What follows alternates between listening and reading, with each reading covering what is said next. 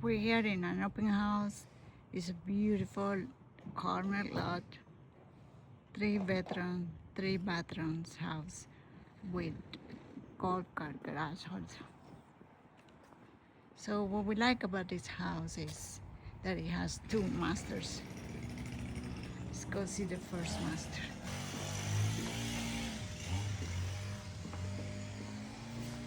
We got a pocket door. We got an office and a bedroom. This is the second bathroom. Over here we got the second master with walk-in closet, third bathroom with shower, and a third bathroom. It has plantation shutters.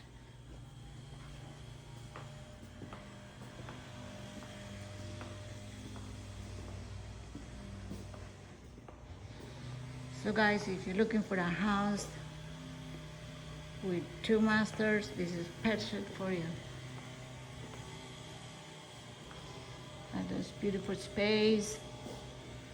You can put a dining over there. You got the laundry room. Here we have the master. You got 2 walk-in closets. Walk-in closet. Walk-in closet.